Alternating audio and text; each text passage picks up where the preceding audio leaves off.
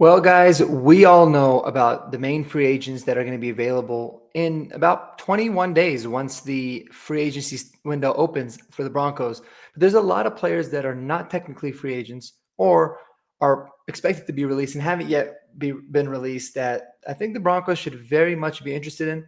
And we're going to talk about that on today's episode, guys. So if you love Denver sports, if you love NFL draft content, and you just love the NFL in general, smash that subscribe button, like the video. I'm on a mission to get to 1,000 followers or subs, I guess you'd call it. So I appreciate y'all in advance, man. Thanks for tuning in. All right. So we talked about this a million times on the channel. We've gone through all of the different free agent targets that I want to see the Broncos sign, right? And those include the names of like Dre Greenlaw, Chris Godwin, right? Justin Reed is somebody I'd be interested in. Talanoa Hufanga, I think makes a little bit more sense.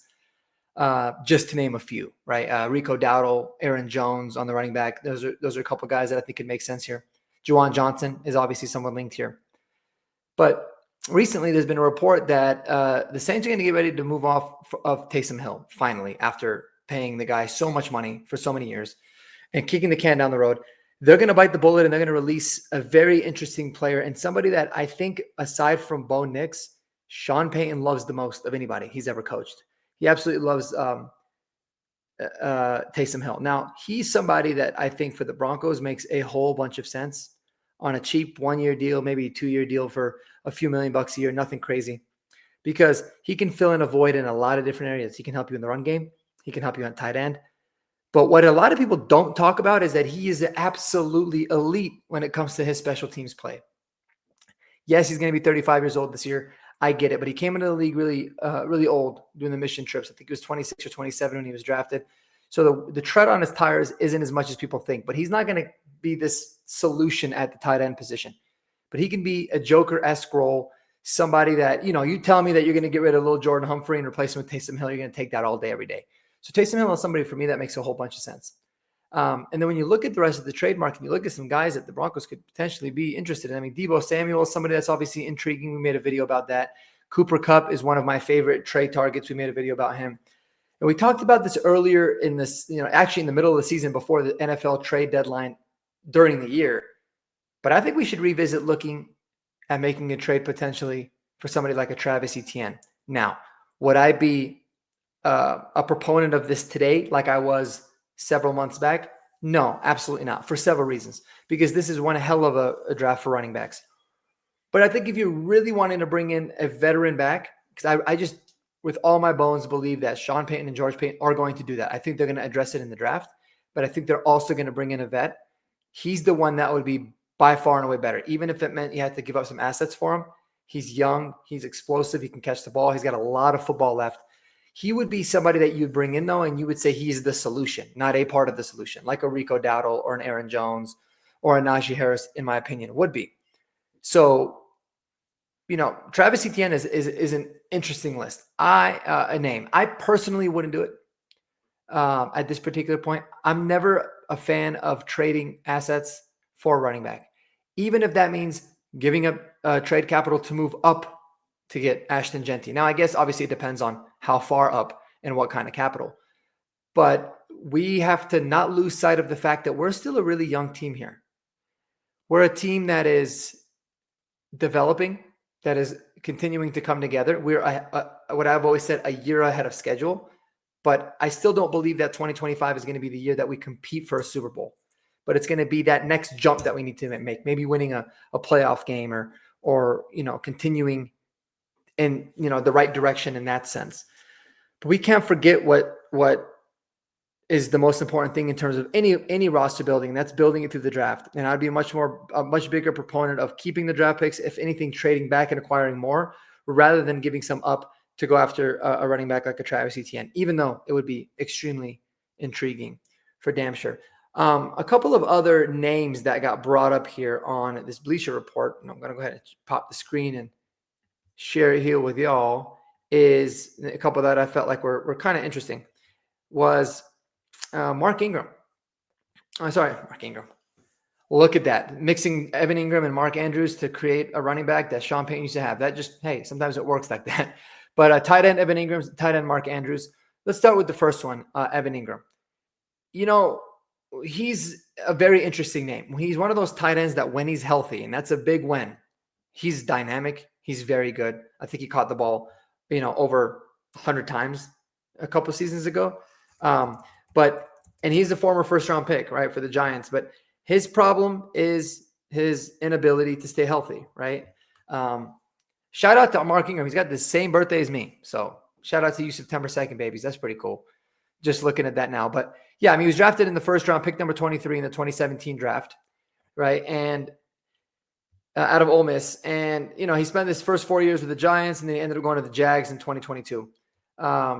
Dynamic player, man. Somebody that, like, you look at him, and the guy was 6 foot, almost 4 inches, 235 pounds at the combine, long arms, 10-inch hands, and ran a 4.42. It's ridiculous. His 10-yard split of 1.56 is like, to give you guys an example, it's faster than Troy Franklin's was, right?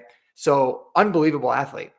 But he struggled a lot in the NFL in his first few seasons with the Giants, right? I mean, he played in 15 games. His rookie season, started 11 of them, had a pretty solid rookie year, 64 catches, 722, 6 touchdowns.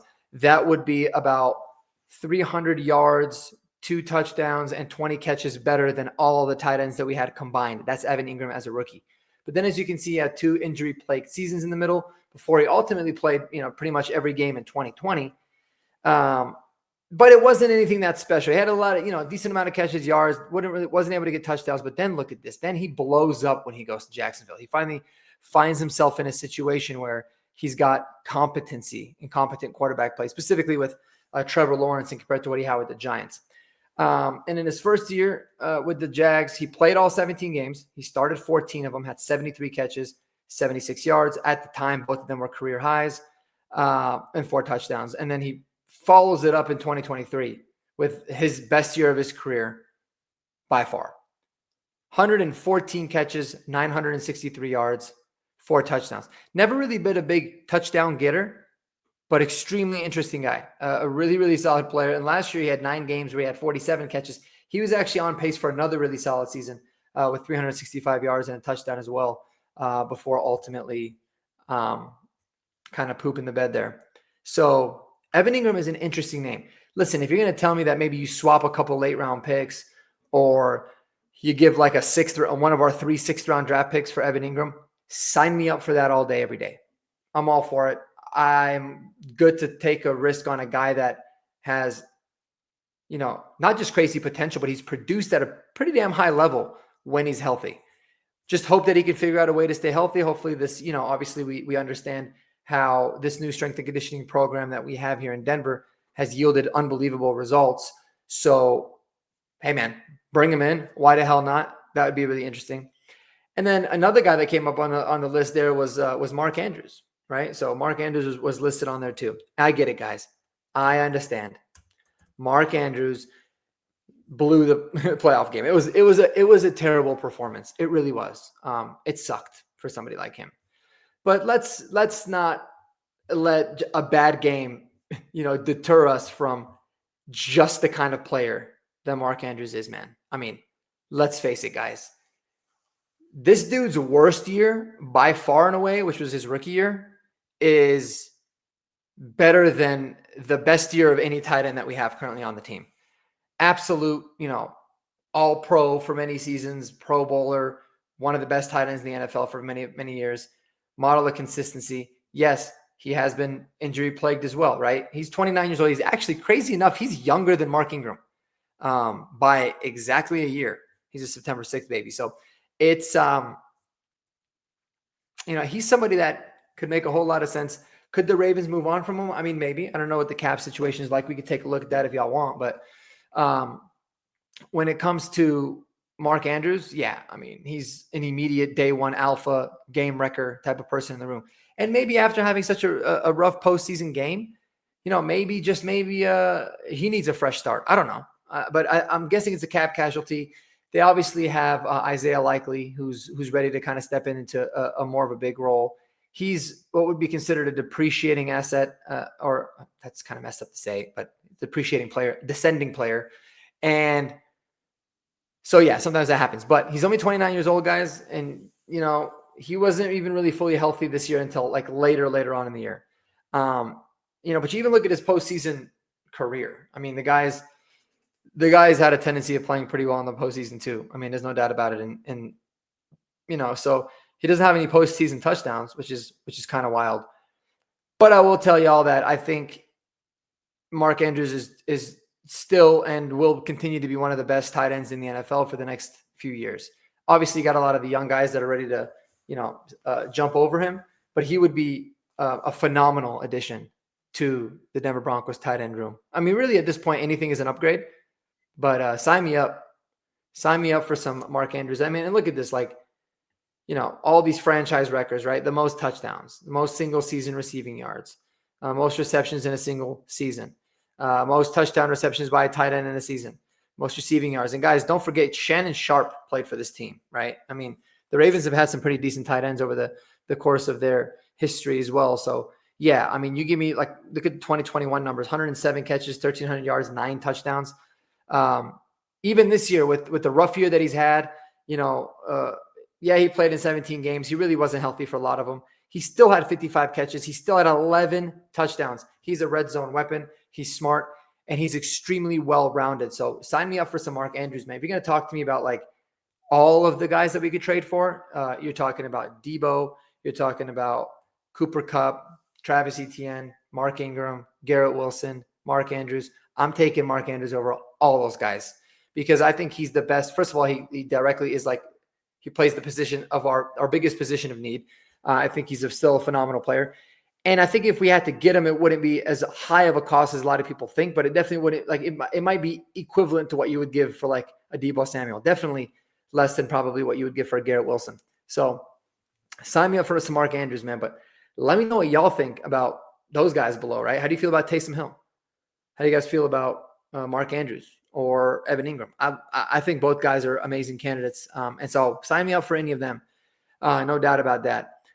And then, is there anybody else that I'm not thinking of that maybe the Broncos could ultimately be looking for? I feel like this is one of those years where we might make a trade for somebody that we're not really thinking about, right? So, we'll continue to brainstorm. We'll continue to kind of listen to what the rumors are when they're coming out. And, y'all already know where to find them when a lot of those rumors come out, man. You can find them right here on the channel. Another thing that I wanted to discuss real quick on this video was the status of DJ Jones, right? Obviously, we're not going to franchise tag him. But as we creep closer to the combine is, basically, almost about 10 days away. So it's going to be here next week. Next Thursday, it begins. The combine is where a lot of these negotiations and a lot of these talks between GMs, head coaches, and agents happen, whether it be with trades. I think you're going to see the Cooper Kupp deal come to fruition around that time. Maybe a deal for Deebo Samuel come to fruition around that time, or just right after. And then a lot of players, existing contract players, get extended.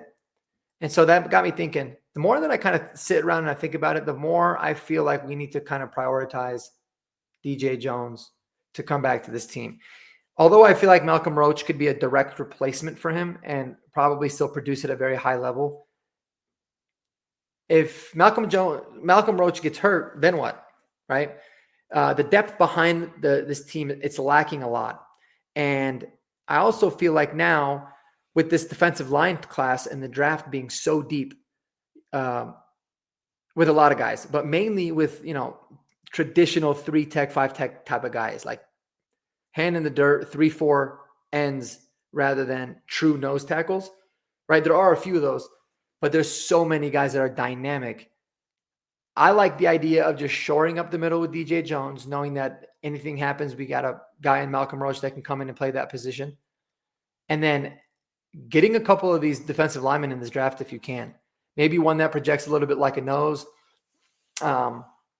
like not Derek Harmon, but the other guy from Oregon. I'm blanking on his name. I think his last, Damari Caldwell, I think is his name. He's a true nose. He's dynamic. He's somebody that can be really good. But then you can also get a guy like a Derek Harmon, right? That, could be one hell of a defensive lineman and kind of play all over the line and be able to give you some youth there. Because Ioma Uzurike, he's just not going to do it for me. He hasn't really been. I'm kind of running out of patience with him. He was already a little bit of an older prospect, if I remember, coming out of college. So, you're going to need to start thinking about those. And then John Franklin Myers, right? He's got 1 year left on his deal. What are they going to do with him? why not, be able to get one of these younger guys to be the heir apparent to him and start opposite of Zach Allen? So there's a lot of questions there. So I think we should sign DJ Jones. I think he's by all accounts and everything that you hear, he's an amazing locker room guy too. His teammates love him. He's a great presence there. So yeah, I think we should prioritize him of all the free agents that we currently have. I said what I said. All right, y'all. Well, I appreciate y'all tuning in, man. Go Broncos as always. Y'all remember to not only subscribe to the channel, like the video, but spend time with those people that you love the most, man. Super important. And until the next time,